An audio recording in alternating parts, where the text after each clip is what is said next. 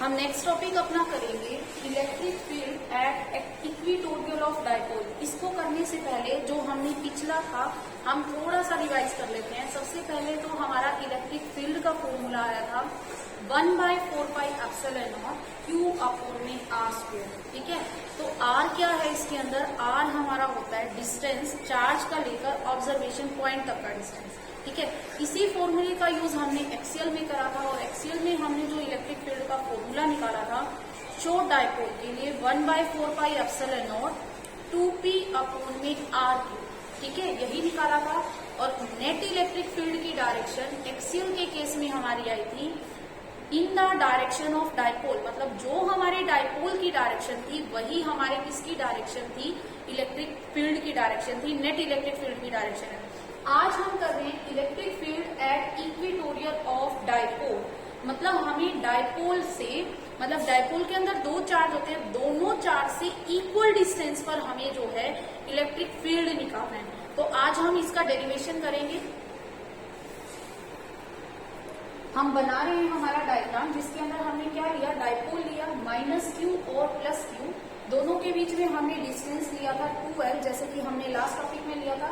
हमें इन दोनों के इक्वेटोरियल पर, यानी ये है हमारा इक्वेटोरियल पॉइंट, दोनों से जो इक्वल डिस्टेंस पर है यहाँ पर हमें इलेक्ट्रिक फील्ड निकालना है। और ये पॉइंट कहाँ पर लाई कर रहा है? ये पॉइंट लाई कर रहा है हमारा डाइपोल के सेंटर से r डिस्टेंस पर, डाइपोल के सेंटर से r डिस्टेंस पर। ये तो हम क्या लिखेंगे? अगर हमें बोर्ड में अटेम्प्ट करना है तो हमें कुछ ना कुछ लैंग्वेज लिखनी है, तो हम क्या लिखेंगे? Let us consider a dipole of length 2l। We want to determine electric field at point P, which is situated at distance r from the center of dipole। मतलब हमें डाइपोल के सेंटर से P पॉइंट पर, यानी जो r distance पर है, वो जो है हमें क्या है? इलेक्ट्रिक फील्ड हमें निकालना है। तो सबसे पहले हम क्या करेंगे? हम सबसे पहले करेंगे, इसको मैंने नाम दे दिया 1, इसको नाम दे दिया 2। इन दोनों चार्जेस का मुझे P पॉइंट पर इलेक्ट्रिक फील्ड निकालना है। तो मुझे पता है इलेक्ट्रिक फील्ड का फॉर्मूला क्या होता है। देखो, मैंने पहले लिखा इस चार्ज के कारण इलेक्ट्रिक फील्ड E1। E1 क्या होगा? E का फॉर्मूला मैंने तुम्हें बताया था, जो जनरल फॉर्मूला आता है वो होता है हमारा 1/4πε0 Q अपॉन में r²। r क्या था? चार्ज से लेकर ऑब्जर्वेशन पॉइंट तक का डिस्टेंस। तो हम वही फॉर्मूला अप्लाई कर रहे हैं। E1 is equal to 1/4πε0 charge क्या है हमारे पास? Q अपॉन में चार्ज का, यहाँ से चार्ज के, मतलब चार्ज से हमें P पॉइंट तक का डिस्टेंस लेना है। तो ठीक है, हम निकाल के देखते हैं क्या आएगा P पॉइंट तक का डिस्टेंस। ये R है और ये L है। ये R है, ठीक है, सेंटर से डिस्टेंस P का कितना है? R, और ये वाला डिस्टेंस हो गया हमारा L। तो ये वाला डिस्टेंस कितना आ जाएगा हमारा? √r² plus l²। लेकिन हमें क्या लेना है? चार्ज से लेकर ऑब्जर्वेशन पॉइंट तक के डिस्टेंस का स्क्वायर, यानी क्या हो जाएगा? r² plus l²। ठीक है, ऐसे ही E2 भी हमारा सेम आएगा, आप लोग निकाल कर देख सकते हैं। E2 क्या आएगा भाई? इसके कारण यहाँ पर इलेक्ट्रिक फील्ड P पॉइंट पर क्या आएगा? देखो 1/4πε0 चार्ज Q अपॉन में चार्ज का ऑब्जर्वेशन पॉइंट तक से डिस्टेंस, तो क्या हो जाएगा? √r² प्लस l² का होल स्क्वायर, यानी r² प्लस l²। E1 और E2 हमारे निकल गए हैं। अब हमें, उसने ये नहीं कहा कि P पॉइंट पर -q के कारण निकालो या +q के कारण, उसने तो हमारे से रिजल्ट मांगा है कि इलेक्ट्रिक फील्ड निकालो P पॉइंट पर ड्यू टू डाइपोल, मतलब दोनों का हमें कंबाइन इफेक्ट देना है, दोनों का रिजल्टेंट देना है। तो हम क्या कंसीडर करते हैं? यहाँ पर ये मैंने मान लिया एंगल थीटा। ठीक है, ये थीटा और ये भी थीटा। इतना क्लियर है? अब हमें क्या करना है? सबसे पहले जहां पर भी हम इलेक्ट्रिक फील्ड निकालते हैं वहां पर हम पॉजिटिव चार्ज कंसीडर करते हैं। तो मैंने यहाँ पर पॉजिटिव चार्ज मान लिया। मुझे ये बताओ, ये पॉजिटिव चार्ज इस नेगेटिव के कारण अट्रैक्ट होगा या रिपेल होगा? अट्रैक्ट होगा। तो यानी 1 के कारण डायरेक्शन क्या दिखाएंगे हम? अट्रैक्टिव। ये इसकी तरफ जाएगा, जो P पॉइंट है, P पॉइंट पर पॉजिटिव चार्ज जो हमने कंसीडर किया है वो इसकी तरफ जाएगा। मैंने लिख दिया इसको E1। E1 की डायरेक्शन क्या होगी? देखो ये वाली होगी, P से इस -q की तरफ आ रही है, क्योंकि ये P पर पॉइंट प्लस चार्ज रखा हुआ है। प्लस चार्ज क्या होगा? माइनस के कारण अट्रैक्ट होगा। ठीक है। ऐसे ही हमारा जो है प्लस चार्ज के कारण, इस प्लस चार्ज के कारण क्या होगा, हमारा रिपल्शन होगा, क्योंकि यहाँ पर भी प्लस है, यहाँ पर भी प्लस है, ये भी प्लस है और पी पॉइंट पर भी प्लस है, तो इसके कारण क्या होगा, हमारा रिपल्शन होगा, ठीक है। और हमें पता है ये एंगल क्या है, थीटा, तो ये भी क्या हो जाएगा, ठीक है। तो हमारा E1 निकल गया, E2 निकल गया। हमें क्या करना है, हमें तो P पॉइंट पर, इस P पॉइंट पर जो है नेट इलेक्ट्रिक फील्ड निकालना है। देखो हमारा डायग्राम क्या है, अगर हम डायग्राम को दोबारा से समझेंगे तो यही है, माइनस के कारण अट्रैक्शन हो रही है, प्लस के कारण रिपल्शन हो रही है, ठीक है। तो नेट E क्या फॉर्मूला बन जाएगा हमारे पास, E1 square plus E2 square plus 2E1 E2 cos, कितना एंगल है E1 और E2 के बीच में, कॉस 2 थीटा, ये एंगल है कॉस 2 थीटा। E1 और E2 के बीच में हमारा एंगल जो है वो है कॉस 2 थीटा, क्लियर है। अब हम क्या कर रहे हैं, हमें पता है E1 और E2 इक्वल है, तो हम कैसे देखो वैल्यू पुट करते हैं इसकी, E is equal to, E1 की जगह भी E1 लिख देते हैं, E2 की जगह भी E1 लिख देते हैं, प्लस 2, E2 की जगह भी हम E1 लिखेंगे तो ये बन जाएगा E2 square cos 2 theta, cos 2 theta. हमने क्या करना है, हम नेट इलेक्ट्रिक फील्ड निकालना है। देखो E इज इक्वल टू क्या बन गया हमारे पास, 2E1 square plus 2E1 square cos 2 theta, यही बन गया E1 square, 2E1 square plus 2E1 square cos 2 theta. इतना क्लियर है, हमें तो नेट इलेक्ट्रिक फील्ड चाहिए, तो E इज इक्वल टू क्या बन जाएगा, E इज इक्वल टू देखो 2E1 स्क्वायर दोनों में कॉमन आ गया, तो मैंने लिख दिया 2E1 स्क्वायर, अंदर क्या बच गया 1 plus cos 2 theta, 1 plus cos 2 theta, clear है। अब देखिए इसके बाद वाला पोर्शन मैं यहां पर कर रही हूं,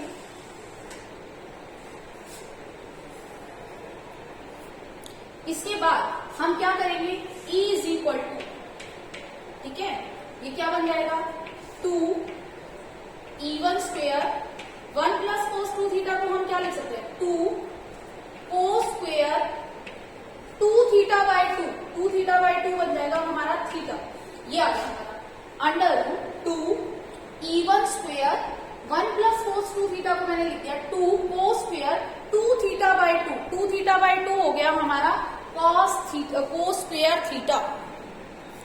नेक्स्ट स्टेप में हम इसकी वैल्यू पुट करेंगे, तो क्या हो जाएगा, E इज इक्वल टू, देखो 2 2 जा 4, बाहर आकर बन जाएगा 2, E1 स्क्वायर तो बन जाएगा E1, cos स्क्वायर थीटा तो हमारा बन जाएगा cos थीटा। ये हमने अंडर रूट सॉल्व कर दिया, अंडर रूट सॉल्व कर लिया, 2 इंटू 2 4 था, उसको लिख दिया 2, E1 स्क्वायर था E1 लिख दिया, cos स्क्वायर थीटा था तो cos थीटा बन गया। अब हम वैल्यू पुट कर देते हैं, 2 E1 की जगह क्या वैल्यू आएगी, हमारे पास E1 की वैल्यू है 1/4 pi epsilon not Q upon में R square plus L square. अब cos थीटा की और वैल्यू पुट करनी है, तो cos थीटा की वैल्यू क्या है, अगर हम डायग्राम को देखें तो cos थीटा होता है बेस है हमारा L, अपॉन में हाइपोटेन्यूज है हमारा under root R square plus L square, base है हमारा L और जो हमारा हाइपोटेन्यूज है वो है under root R square plus L square. तो हमने कर दिया L cos थीटा की जगह अपॉन में R square plus L square की power 1/2, R square plus L square की पावर 1/2। अब देखिए हमारा क्या बन गया, Q इंटू 2L, ये होता है हमारा P अपॉन में 4 pi epsilon not R square plus L square, R square plus L square की पावर 1/2, तो R square plus L square की पावर 3/2, ये हमारा आंसर आ गया है। अब देखिए जैसे हमने एक्सेल में किया था शॉर्ट डाइपोल का केस, शॉर्ट डाइपोल क्या होता है, जिसमें डाइपोल की जो लेंथ है वो बहुत कम हो जाए R से, मतलब जो R हमारा क्या था, ऑब्जर्वेशन पॉइंट, ऑब्जर्वेशन पॉइंट तक से जो डिस्टेंस है वो तो बहुत ज्यादा हो जाए और एल यानी डायपोल की लेंथ बहुत कम हो जाए, यानी R square greater greater greater than L square हो जाए। तो हमारा ई क्या बन जाएगा, E is equal to P upon में 4/ε0 R square plus L square की पावर 3/2, तो ये बन जाएगा आर क्यूब। भाई एल स्क्वायर तो 0 हो जाएगा, तो हमारा क्या बन गया आर स्क्वायर इंटू 3/2, तो 2 से 2 कैंसिल, आर क्यूब बन गया हमारा। ठीक है, तो शॉर्ट डायपोल के लिए हमारा इलेक्ट्रिक फील्ड का फॉर्मूला ये आया, अदरवाइज हमारा जो नॉर्मल फॉर्मूला है वो ये आया। अब हमारी बात है कि जैसे हमारे एक्सियल के अंदर डायपोल की जो डायरेक्शन थी उसी डायरेक्शन में हमारा नेट इलेक्ट्रिक फील्ड आया था। अब की बात देखते हैं, डायपोल की डायरेक्शन ये है माइनस से प्लस की तरफ, मतलब ऐसे पॉजिटिव एक्स एक्सिस की तरफ, और हमारे इलेक्ट्रिक फील्ड की डायरेक्शन एक इलेक्ट्रिक फील्ड ऐसे आ रहा है, एक इलेक्ट्रिक फील्ड ऐसे जा रहा है। हमें पता है रिजल्टेंट हमेशा बीच में आता है, तो नेट इलेक्ट्रिक फील्ड इस डायरेक्शन में है। ये बन गई हमारी नेट इलेक्ट्रिक फील्ड की डायरेक्शन ई। तो इसका मतलब नेट इलेक्ट्रिक फील्ड क्या आया, डायपोल की डायरेक्शन तो पॉजिटिव एक्स एक्सिस है, और जबकि नेट इलेक्ट्रिक फील्ड की डायरेक्शन आई है हमारी नेगेटिव एक्स एक्सिस, यानी in opposite direction to the dipole. अगर डायपोल ऐसे जा रहा है तो इलेक्ट्रिक फील्ड इसका अपोजिट डायरेक्शन है। इन दोनों का यूज की एक्सियल में जो हमारी इलेक्ट्रिक फील्ड की डायरेक्शन आई थी वो in the direction of dipole आई थी, जबकि इक्वेटोरियल में हमारे जो डायपोल की इलेक्ट्रिक फील्ड की डायरेक्शन आई है वो in opposite direction of dipole आई है। इलेक्ट्रिक फील्ड की डायरेक्शन जो डायपोल की डायरेक्शन थी उसके अपोजिट आई है इक्वेटोरियल में, जबकि एक्सियल में क्या आई थी, सेम आई थी। तो अब हम अपना नेक्स्ट टॉपिक करेंगे जो इन दोनों से रिलेटेड है, electric field at any point. हमारा नेक्स्ट टॉपिक है electric field at any point. हमने क्या कर रखा है, यहाँ पर एक डायपोल लिया, इस बार डायपोल को हम बाई चार्ज नहीं दिखा रहे, इस बार डायपोल को हमने सीधा लिखा है P, स्मॉल p से रिप्रेजेंट किया हमने डायपोल को। यहाँ पर हम इलेक्ट्रिक फील्ड निकालना चाह रहे हैं, कहाँ पर, इस P पॉइंट पर। अब ये जो P पॉइंट है ना तो इसकी एक्सियल पर लाई कर रहा है ना इसके इक्वेटोरियल पर लाई कर रहा है। इक्वेटोरियल पॉइंट यहाँ कहीं होगा, ठीक है, ना इसके एक्सियल पर लाई कर रहा है ना इसके इक्वेटोरियल पर लाई कर रहा है। ये P पॉइंट कहाँ पर है, एक लाइन जिससे ये एंगल बना रहा है थीटा। हम अगर डायपोल पे एक लाइन ड्रॉ करते हैं, मतलब इस P पॉइंट से जो P पॉइंट से इस डायपोल को क्रॉस कर रही है वो लाइन इससे एंगल बना रही है थीटा। तो हमें यहाँ पर इस P पॉइंट पर जो है इलेक्ट्रिक फील्ड निकालना। ऐसे में हम क्या करते हैं, इस P को इसके कंपोनेंट में रिजोल्व कर लेते हैं। एक कंपोनेंट होगा हमारा P cos थीटा और एक कंपोनेंट होगा हमारा P sin थीटा। तो देखिए हम इसको कंपोनेंट में रिजोल्व कर रहे हैं। ये वाला कंपोनेंट जो भी लाइन थीटा के थ्रू कनेक्ट हो किसी लाइन से उसका नाम होता है P cos थीटा। तो मैंने इस लाइन का नाम दिया P cos थीटा, ठीक है। तो P cos थीटा हमारे पास आ गई है। एक और लाइन जो इसके परपेंडिकुलर होगी वो हमें पता है, उसका नाम क्या होगा, P sin थीटा। हमने ये P cos थीटा और P sin थीटा जो है हमने माना। अब मुझे पता है रिजल्टेंट हमेशा बीच में लाई करता है। अगर रिजल्टेंट की ये डायरेक्शन है, इसका मतलब एक की डायरेक्शन ये है और दूसरे की डायरेक्शन ये है, तभी तो ये बीच में रिजल्टेंट बनेगा। एक इस तरफ है एक इस तरफ है, तो रिजल्टेंट हमारा बीच में बनेगा, ठीक है। हमने क्या किया, P को रिजोल्व कर लिया P cos थीटा में और P sin थीटा में। अब मुझे जहां तक मुझे दिखाई दे रहा है, अब हमारा P का काम खत्म। हम P cos थीटा और P sin थीटा का इलेक्ट्रिक फील्ड निकाल लेते हैं इस P पॉइंट पर, जो कि हमारा ऑब्जर्वेशन पॉइंट है, ठीक है। तो हमें दिखाई दे रहा है जो P cos थीटा है वो इस P पॉइंट जो है इसके एक्सियल पर है, और P sin थीटा के कहां पर है ये P पॉइंट, ये इसके इक्वेटोरियल पर है। ये हमें डायग्राम में क्लियरली विजिबल है। देखो अब हमें दिखाई दे रहा है P cos थीटा के ये जो पॉइंट है एक्सियल पर लाई है, तो इसके लिए इसका electric field P cos theta के इलेक्ट्रिक फील्ड को मैं बोलूंगी E एक्सियल। और E एक्सियल का फॉर्मूला हमारे पास क्या आया था, 1/4πε0 2P अपॉन में R क्यूब। ये फॉर्मूला हमारा आया था एक्सियल के लिए, लेकिन यहाँ हमारा P की जगह हमारे पास क्या है, इस लाइन का नाम क्या है, P cos थीटा। तो यानी इसके लिए हमारा इस लाइन के लिए इलेक्ट्रिक फील्ड यहाँ पर क्या हो जाएगा, 1/4πε0 2P cos थीटा अपॉन में R क्यूब, ठीक है। ऐसे ही इस लाइन की कहां पर लाई कर रहा है, इक्विटोरियल पर, तो इसके इलेक्ट्रिक फील्ड को पी पॉइंट पर मैं बोल रही हूँ ई इक्विटोरियल। क्या फॉर्मूला होगा, 1/4πε0 पी साइन थीटा अपॉन में आर। दोनों का इलेक्ट्रिक फील्ड जो है हमने निकाल लिया है पी पॉइंट पर। अब हमें देखना है कि हमें इनको पी पॉइंट पर ऐड करना है, सब्ट्रैक्ट करना है, ये तो इनकी डायरेक्शन ही बताएगी। अब हमने लास्ट टॉपिक में किया था कि एक्सियल के केस में जो डायपोल की डायरेक्शन होती है वही इलेक्ट्रिक फील्ड की डायरेक्शन होती है, यानी एक्सियल, यही वाला एक्सियल वाला, भाई पी पॉइंट इसी के एक्सियल पर है ना, तो एक्सियल में इलेक्ट्रिक फील्ड कहाँ आया था, in the direction of dipole.